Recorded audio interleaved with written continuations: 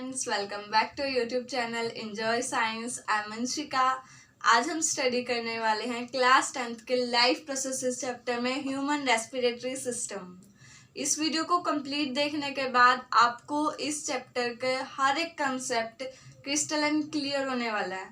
आज ये human respiratory topic life processes chapter का बहुत ही इजी एंड इंटरेस्टिंग टॉपिक है। तो चलिए शुरू करते हैं। मैंने आपके लिए डायग्राम पहले ही बना दिया है ताकि इससे आपका थोड़ा सा भी टाइम वेस्ट ना हो। देखिए, इससे पहले इसको करने से पहले आपको दो प्रोसेसेस का पता होना जरूरी है। The first one is inhalation and exhalation. Inhalation means होता है जब हम ब्रीथ इन करते हैं, मीन्स सांस लेते हैं अंदर की साइड, तो उस प्रोसेस को हम कहते हैं इनहेलेशन। इन मीन्स अंदर, एंड सांस को अंदर लेने की जो प्रोसेस होती है उसे हम कहते हैं inhalation, breathe in. And breathe out means सांस को जब हम बाहर निकालते हैं। जब हम सांस को अंदर लेते हैं तो हम कौन सी गैस लेते हैं? इनहेल करते हैं O2 एंड CO2 एक्सहेल करते हैं। तो इनहेलेशन के ड्यूरिंग हम O2 गैस को अंदर लेते हैं और एक्सहेलेशन के ड्यूरिंग हम CO2 को बाहर रिलीज करते हैं। तो अब ये प्रोसेस कंप्लीट समझते हैं। सबसे पहले हम अपने एक्सटर्नल एनवायरनमेंट से नोज के थ्रू ऑक्सीजन गैस लेंगे। हमारी नोज के अंदर 2 नॉस्ट्रिल्स प्रेजेंट होती है जिसके थ्रू हम सांस लेंगे, और हम माउथ के थ्रू भी एयर को इनटेक करते हैं। ठीक है, उसके बाद अब जो हमारे ये वाइंड है, अब ये कहाँ पे जाएगी?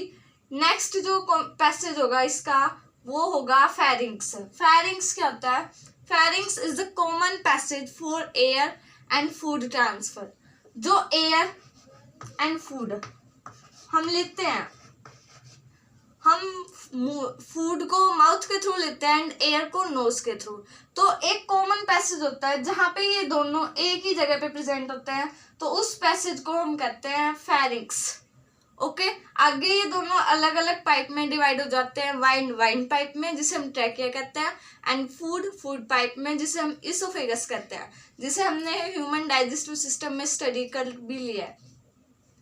अब ये जो फूड है, एयर है, वो जाएगी वाइंड पाइप के अंदर। This is a wind pipe that is called trachea. Okay, pharynx का समझ में आ गया, ये कॉमन पैसेज है। उसके बाद लैरिंग्स। लैरिंग्स क्या है? लैरिंग्स इज द साउंड बॉक्स जहां से हमारी साउंड प्रोड्यूस होती है।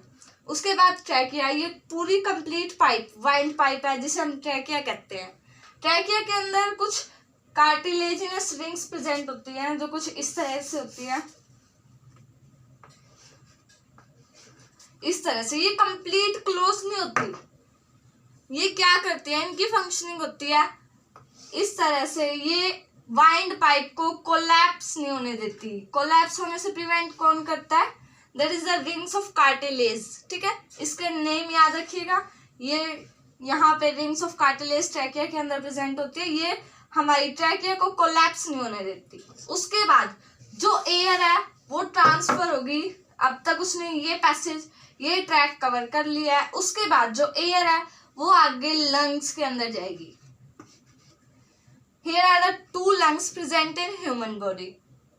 अब लंग्स में जाने के बाद हमारा जो लंग्स होता है वो कुछ इस तरह से होता है। 2 लंग्स प्रेजेंट है ह्यूमन बॉडी में। लंग्स के अंदर ये जो स्ट्रक्चर आपको देखने को मिल रहा है इसे कहते हैं हम रिब केज। एंड लंग्स के अंदर लंग्स इज प्रेजेंट, अगर आपसे लंग्स की लोकेशन पूछी जाए then lungs is present in the thoracic cavity. Thoracic cavity. उसके बाद ये जो लंग्स, एयर लंग्स के अंदर जाएगी, और लंग्स के अंदर का जो पैसेज होता है जो एयर कवर करती है वो क्या होगा? देखिए, यहाँ से एयर 2 पार्ट्स में डिवाइड होगी। Then these 2 parts are known as bronchi. ठीक है, इन्हें हम कहते हैं ब्रोंकाई। अभी मैं इसका यहाँ पे आपको एग्जैक्ट व्यू दिखाती हूँ। देखिए, मान लीजिए ये ट्रैकिया है।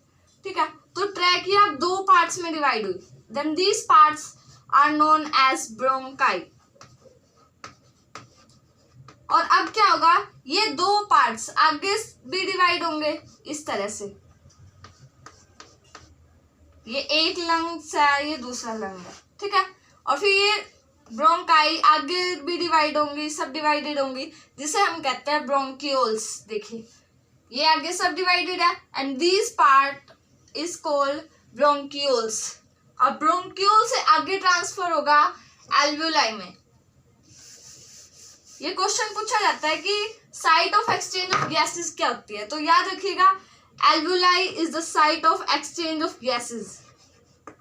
एल्वुलाई वो ऑर्गन है रेस्पिरेटरी सिस्टम का जहां पे CO2 एंड ऑक्सीजन का एक्सचेंज होता है।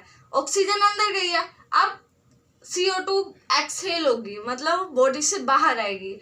तो एक्सचेंज कहाँ हुआ है गैसेस का? In the alveoli. एल्वुलाई क्या है, देखिए मान लीजिए ये ब्रोंक्यूल्स थी, ठीक है। अब क्या होगा, ब्रोंक्यूल्स के आगे एक बैलून लाइक स्ट्रक्चर्स प्रेजेंट होते हैं, बहुत सारे होते हैं इन नंबर में। These balloon-like structures are called alveoli. These are the site of exchange of gases. Okay? और उसके नीचे जो प्रेजेंट होता है that is diaphragm. Diaphragm याद रखिएगा, diaphragm के ऊपर जो कैविटी प्रेजेंट होती है उसे हम कहते हैं thoracic cavity and नीचे abdominum cavity. ठीक है। डायफ्राम के नीचे ह्यूमन डाइजेस्टिव सिस्टम होता है, जैसे स्टमक हो गया, लीवर हो गया, ये सारे जो ऑर्गन्स होते हैं वो डायफ्राम के नीचे प्रेजेंट होते हैं।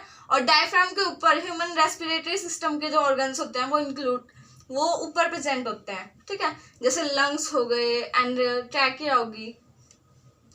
अब इसके बाद आपको एक प्रोसेस समझनी है जिसका नाम है डिफ्यूजन।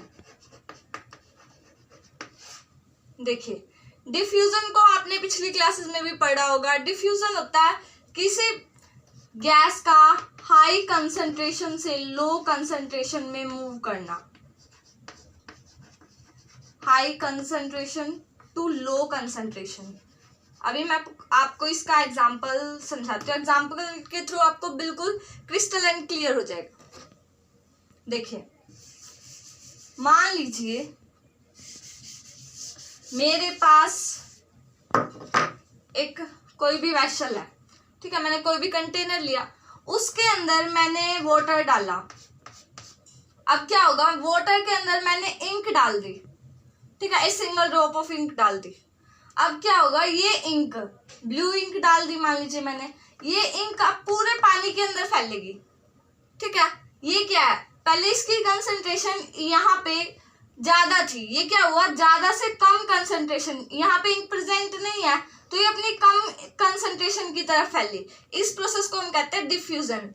ऐसा ही ह्यूमन रेस्पिरेटरी सिस्टम के अंदर होता है। O2 गैस जो एक्सटर्नल एनवायरनमेंट में 21% प्रेजेंट है वो हमारी बॉडी के अंदर जाएगी और फिर यहाँ पे एक्सचेंज ऑफ गैसेस होगा एल्वुलाई के अंदर। और फिर CO2 से CO2 क्या होगी, वही पाथ जो O2 ने अंदर आने के लिए कवर किया था, अब वही पूरा पाथ CO2 गैस कवर करेगी बाहर आने के लिए, ठीक है। ये ब्रोंक्यूल्स के थ्रू आएगी एंड देन ब्रोंकाई, फिर ट्रैकिया को कवर करती हुई और फिर नोज के थ्रू एक्सहेल हो जाएगी, ठीक है।